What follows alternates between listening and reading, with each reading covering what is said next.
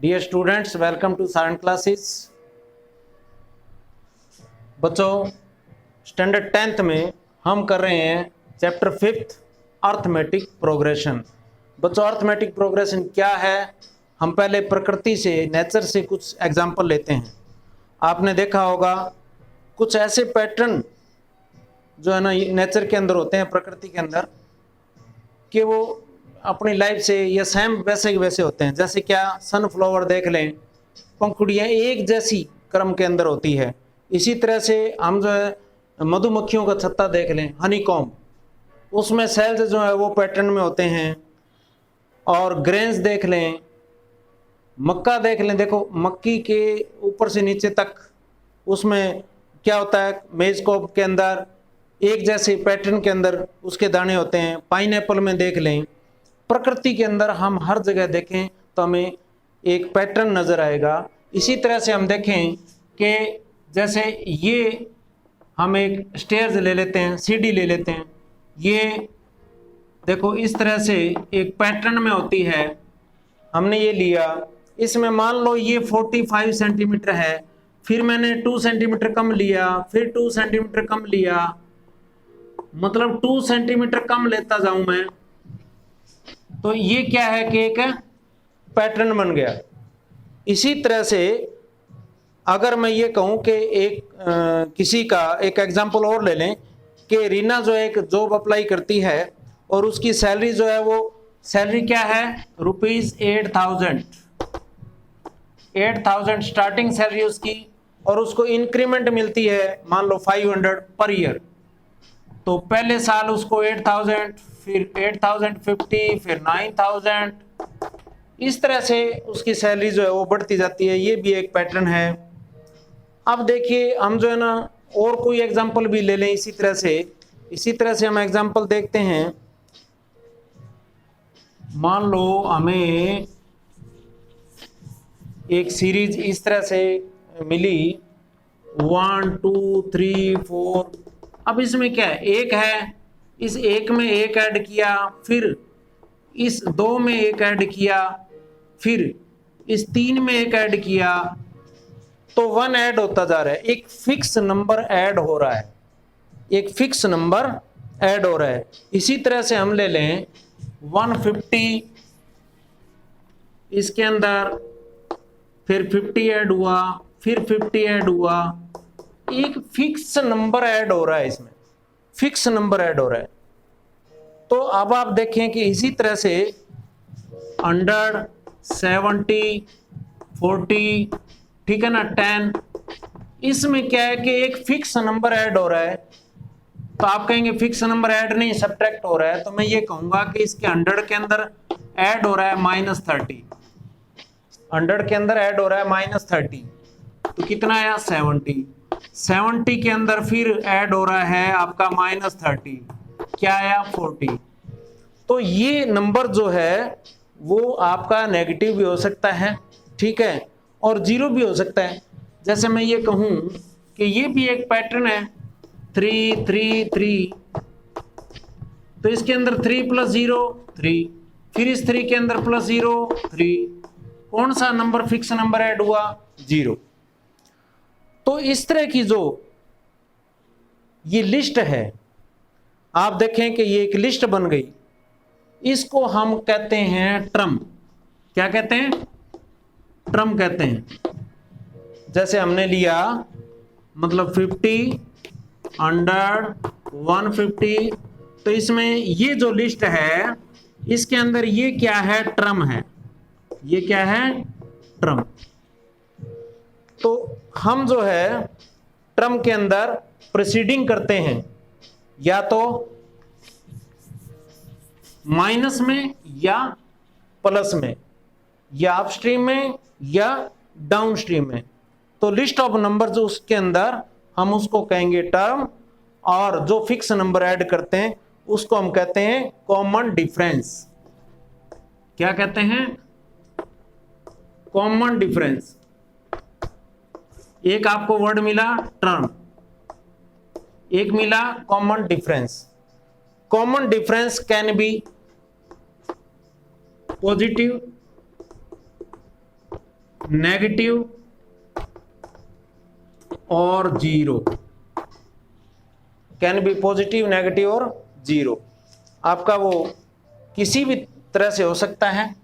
अब इसमें देखिए आप, हम इसको एक डिनोट करते हैं किस तरह से, टर्म बनाएं ए, फिर A1 A2 A3, ये इस तरह से हमारी जो है AN तक, N तक जो है वो टर्म्स हो गई। कॉमन डिफरेंस निकालने के लिए हम क्या कहते हैं, इसको AP कहेंगे, ये AP की फॉर्म बन गई हमारी। कॉमन डिफरेंस निकालने के लिए हम A2 में से A1 माइनस करेंगे, ये आ गया हमारा कॉमन डिफरेंस D1। इसमें से ये माइनस करेंगे, इसमें से ये माइनस करेंगे, A3 माइनस A2। तो आपका ये कॉमन डिफरेंस इक्वल होना चाहिए, ये हमारा होता है D, ये हमारा होता है D, इसको हम कहेंगे कॉमन डिफरेंस।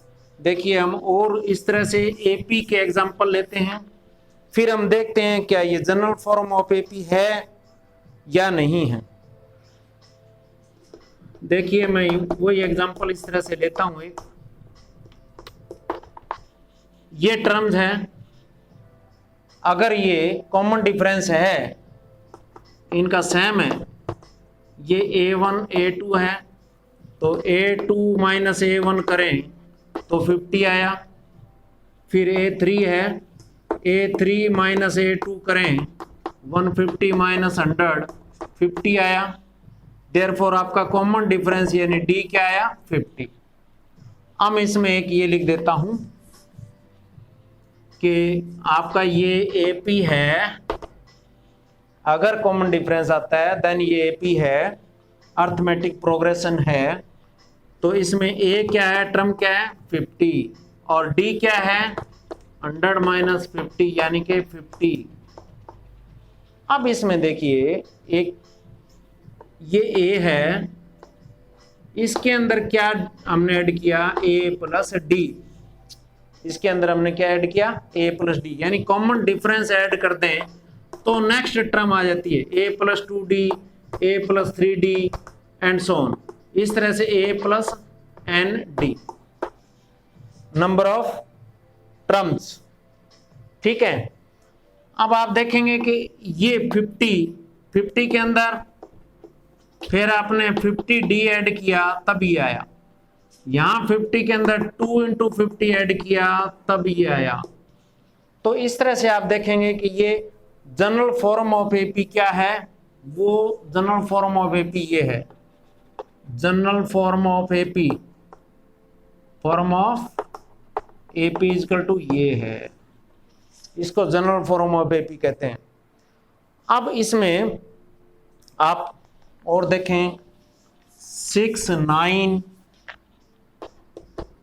12, आप देखेंगे इसको कोई भी फिक्स नंबर ले लें आप, उसके बाद आपने डिफरेंस कॉमन लेना है। ये जो है A 6 है, D कितना आपका 9 माइनस 6 3 है, अगर ये सेकंड D देखेंगे आप तो 12 माइनस 9 करेंगे तो भी 3 आएगा, तो आपका कॉमन डिफरेंस 3 आ गया। ठीक है ना, तो इसमें अगर AP आप देखेंगे तो ये AP क्या है 6, 9, 12, ये AP है। अगर आपका कॉमन डिफरेंस D1 देखें, फिर D2 देख लें, 12 माइनस 9 कितना आया 3, तो हम ये कह सकते हैं कि ये AP है, यस दिस इज AP। अब हम इसी तरह से और लिस्ट ले लेते हैं, तो उसमें क्या करेंगे हम, मैं ये बताऊं बच्चों कि अगर सेकंड टर्म है ये, ठीक है, ये सेकंड टर्म क्या है A प्लस D है, देखिए इसमें 6 प्लस 3 है 9 हो गया।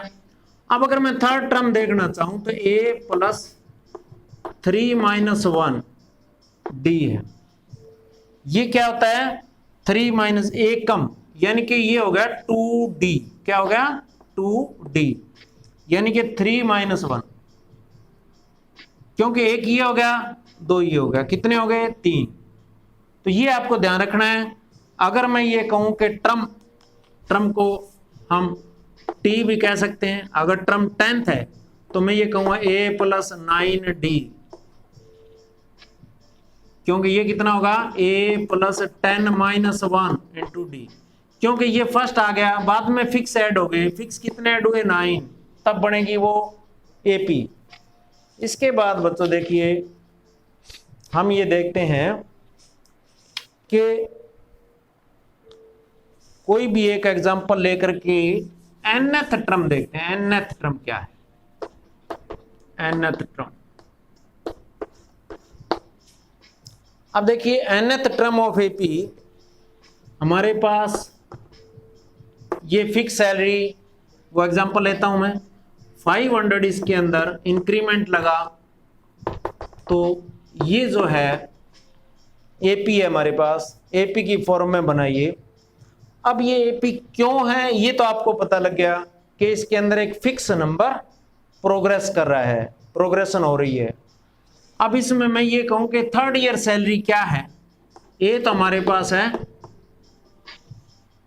फर्स्ट टर्म, D हमारे पास कितना है 9000 - 500 रुपीज। अब मैं ये कहूं कि मेरे को इसमें आप बताएं मतलब 14 ईयर की सैलरी क्या हो? अब कैसे बताया जाए 14 ईयर का? तो फिक्स सैलरी ये +14 - 1 × इंक्रीमेंट 13 का। अब ये हम देख लेंगे कि 13 × 500, तो ये आएगा, अब आप देख लेंगे कि कितना हुआ 15,000।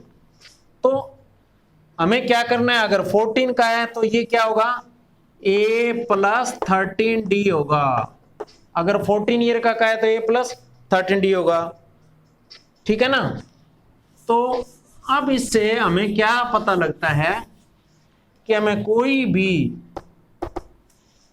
nth इसको कहूंगा मैं कि कोई भी टर्म निकालनी है 15, 50 जो भी, तो A + n - 1 × D होगा। इसको कहेंगे nth टर्म, इसको कहेंगे nth टर्म। इसके अंदर क्या है, D जो है वो कॉमन डिफरेंस है, D कॉमन डिफरेंस है,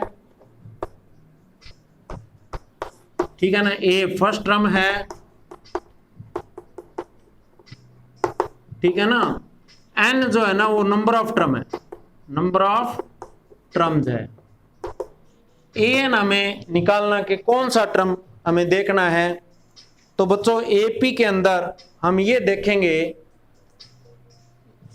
कि एक तो जैसे मान लो हमने 200, 250,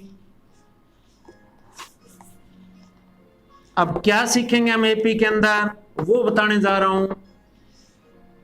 एक तो देखो बच्चों ये AP है, तो इसमें हम ये सीखेंगे कि 20th टर्म क्या है, विच टर्म 20th टर्म क्या है ये देखेंगे।